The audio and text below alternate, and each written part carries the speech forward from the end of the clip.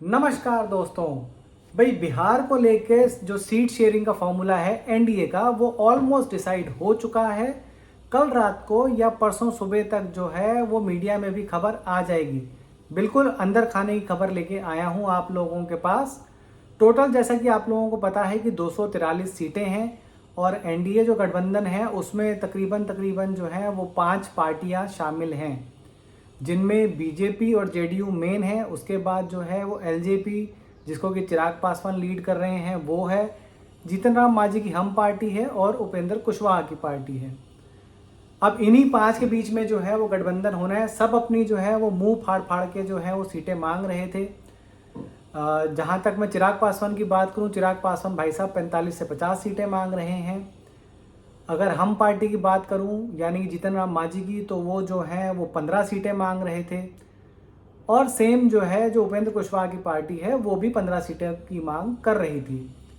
अब जो दोस्तों फाइनली जो निर्णय आया है उसमें एक तो आप लोगों को बाद में जाके बहुत बड़ा खुलासा भी करूंगा, प्लस साथ में अभी आपको ये बताता चलूं कि जो अभी सीट शेयरिंग का फॉर्मूला आया है उसके हिसाब से जो है वो जो चिराग पासवान है उनको मना लिया गया है 28 सीटों पे लड़ने के लिए।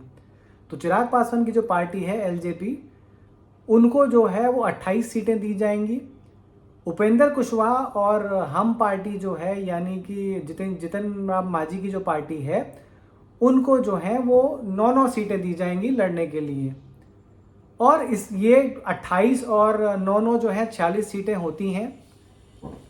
इसके अलावा जो बाकी की बची 197 सीट्स हैं, भाई 243 सीटें हैं, उसमें जेडीयू बड़ा भाई होने की वजह से जो है वो 99 सीटें जो है उस पर लड़ेगी और बीजेपी जो है वो 98 सीटों पर लड़ेगी।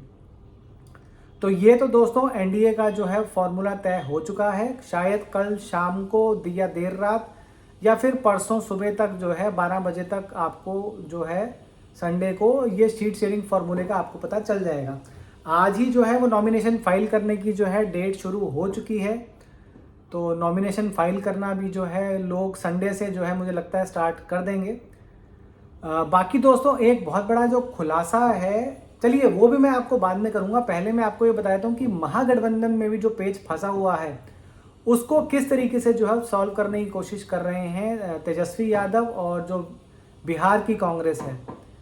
उसमें भी 243 सीटों पर लड़ना है भाई साहब।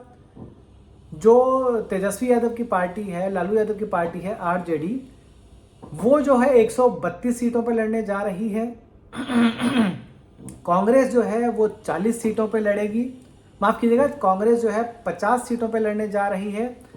वीआईपी पार्टी जो कि अपने आप को कहते हैं मुकेश सहनी साहब जो हैं कि अगर महागठबंधन की सरकार बनती है, वो बहुमत लाती है तो हम डिप्टी सीएम बनेंगे। कांग्रेस वाले कहेंगे हम क्या घास चरने के लिए आए हैं यहाँ पे। वो मात्र 20 सीटों पर लड़ेंगे।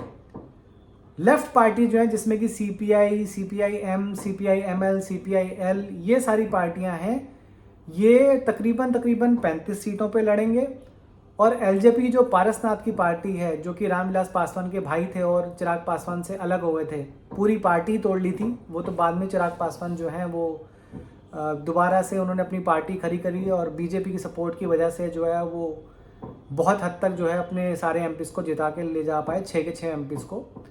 तो उनको जो है वो 2 सीटें मिलने की उम्मीद है। और झारखंड मुक्ति मोर्चा जो है शिबू सोरेन की पार्टी, वो जो है यहाँ पे मुझे ऐसा लगता है कि उनको 4 सीटें दी जाएंगी लड़ने के लिए। तो ये तो रहा दोस्तों महागठबंधन और एनडीए का जो सीट शेयरिंग का फॉर्मूला है वो मैंने आपको बता दिया है। महागठबंधन में हो सकता है अभी भी सिर्फ उटव्वल हो और शायद 1-2 दिन से ज़्यादा, मतलब शायद मंडे या ट्यूसडे को जाके जो है फाइनलाइज हो, बट मुझे ऐसा लगता है शायद संडे रात तक डिसीजन हो जाएगा महागठबंधन का भी। अब जो दोस्तों मैं खुलासा करना चाहता हूँ या खुलासा करने जा रहा हूँ उसके बारे में आप लोगों को बताता हूँ कि बीजेपी का प्लान है ना इस बार बिल्कुल सिंपल है।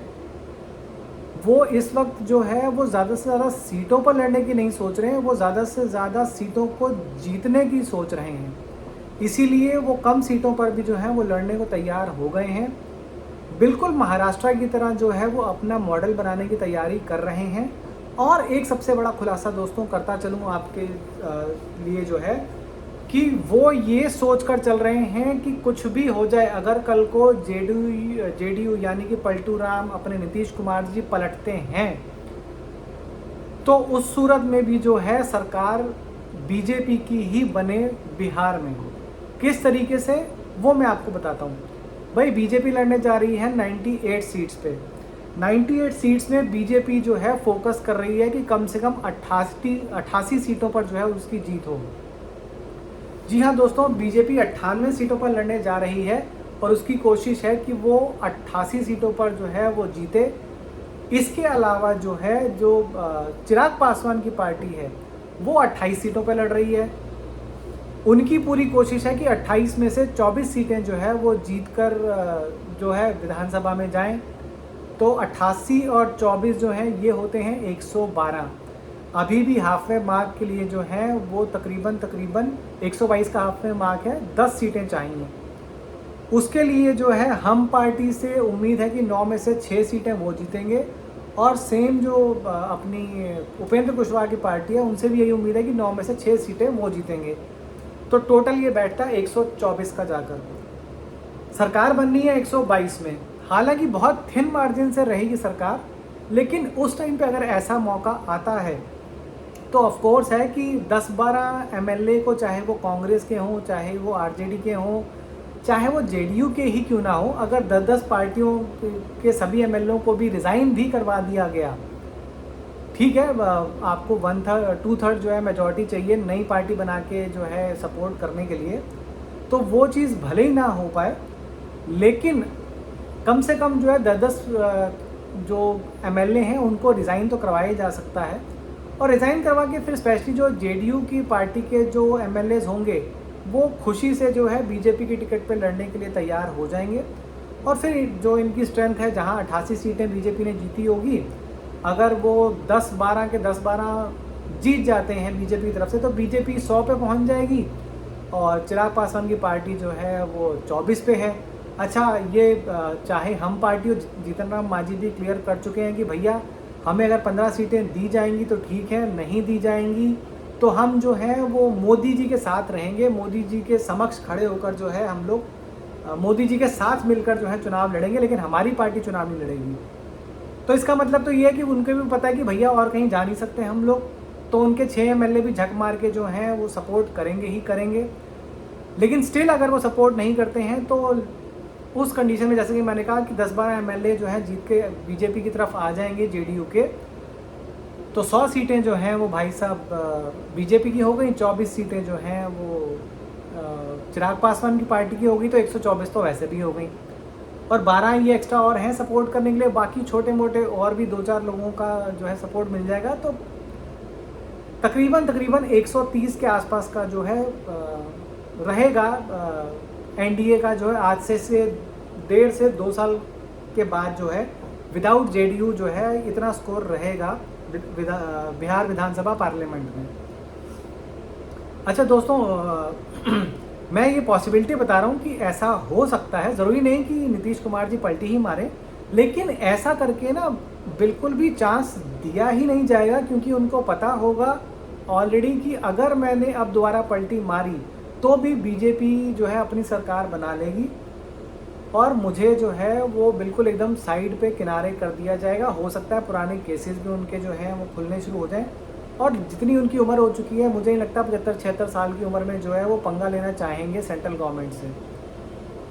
बाकी जहाँ तक दोस्तों महागठबंधन की बात है, तो क्योंकि अपनी तेज प्रताप यादव की जो पार्टी है वो भी उनके वोट काटने में लगी हुई है, प्लस साथ में जो है आपकी जो जन स्वराज पार्टी है वो भी उनके वोट काटने में लगी हुई है। तो बहुत ही डिफ़िकल्ट सिचुएशन रहने वाली है दोस्तों महागठबंधन के लिए, और मैं भी कहीं तक जो है वो देखता हुआ मुझे नज़र नहीं आ रहा। AIMIM भी जो है वो कह रही है कि हम 40 सीटों पर लड़ेंगे भाई साहब, तो 40 सीटों पर लड़ेंगे तो कम से कम 1.5% वोट तो वो भी खाई जाएंगे, और वो सारे के सारे मुसलमानों के वोट खाएंगे, ये भी आपको पता है। तो मेरी ऐसी एक्सपेक्टेशन है कि आरजेडी जो कि 132 सीटों पर लड़ने वाली है, उसका रिकॉर्ड जो है वो अब तक का शायद सबसे लोएस्ट रहने वाला है। मुझे नहीं लगता कि वो 40 से ज़्यादा जो है वो सीटों पर विजयी हो पाएगी। कांग्रेस जो है वो शायद डबल फिगर में पहुंच पाए, 10 के करीब ही ले जा पाए, और बाकी वीआईपी पार्टीज़ जो हैं, लेफ़्ट पार्टीज़ हैं और जेएमएम की पार्टीज़ हैं, उनके हाथ में शायद ही एक एक, दो दो, तीन तीन सीटें आएँ। इससे ज़्यादा की मुझे उम्मीद नहीं लग रही है। जनसराज पार्टी जो है वो 2 से 4 सीटें जीत सकती है। तेज प्रताप यादव जो है अपनी सीट जीत जाएंगे, एक आधी सीट हो सकता है वो निकाल कर ले जाएं। एआईएमआईएम भी जो है कोशिश करके अगर अच्छा लड़ती है, अच्छे कैंडिडेट खड़ा करती है, तो वो भी 1 से 3 सीटें जो है निकाल के लेके जा सकते हैं। तो भाई साहब मेरा वर्डिक्ट ये है कि बीजेपी जो है वो एनडीए की अगर मैं बात करूं तो एनडीए जो है टोटल तकरीबन 184 के करीब सीटें लेके जाने वाला है। आज तक ऐसे किसी भी आपको पोल में नहीं बताया गया होगा, बट मैं ये आपको भविष्यवाणी करके बता रहा हूँ कि 14 नवंबर को जो है यही रहने वाला है। एनडीए को 184 के करीब सीटें मिलने वाली हैं। बीजेपी जो है वो 88 सीटें लेके जाएगी, जेडीयू 60 सीटें लेके जाएगी, 6 सीटें जो हैं वो आपकी हम पार्टी और उपेंद्र कुशवाहा की पार्टी जो है वो लेके जाएगी, और चिराग पासवान की पार्टी जो है 24 सीटें लेके जाएगी। बाकी देखते हैं हम दोस्तों कि मैंने अब अपना गर्दन तो फंसा ही दिए, अब बता ही दिया आप लोगों को, तो क्या रहता है क्या नहीं रहता है ये हम लोगों को 14 नवंबर को पता ही चल जाएगा। सरकार आराम से बनेगी, एनडीए की सरकार बनेगी। मुख्यमंत्री भी जो हैं वो नीतीश कुमार ही रहेंगे। शुरू के 1 साल तक जो है उनको नहीं छेड़ा जाएगा, या कह लीजिए कि 2027 के जब तक यूपी के चुनाव नहीं हो जाते तब तक शायद उनके साथ खेला ना हो। लेकिन जब 2027 में यूपी के चुनाव हो जाएंगे, मार्च में शायद जो है वो 2027 में हो जाएंगे, तो लगभग 16 महीने के करीब आप कह लीजिए 16-17 महीने के करीब जो है वो बिहार बिल्कुल शांत रहेगा। उसके बाद जो है गेम पलटने की शुरुआत होगी, और अगर जेडीयू आराम से मान जाती है तो फिर बीजेपी का सीएम बनेगा, नहीं मानती है तो फिर इस तरीके से खेला होगा जैसे कि मैंने आपको बताया। तो दोस्तों इसी के साथ जो है मैं आप सब लोगों का शुक्रिया अदा करता हूँ ये वीडियो अंत तक देखने के लिए। चैनल पर नए हैं तो चैनल को सब्सक्राइब ज़रूर कर दीजिएगा, और अगर वीडियो को आपको पसंद आया तो वीडियो को लाइक भी ज़रूर कर दीजिएगा। शेयर करना चाहें तो शेयर भी कर सकते हैं, ताकि मेरे वीडियो की ज़्यादा से ज़्यादा जो है रीच बन सके।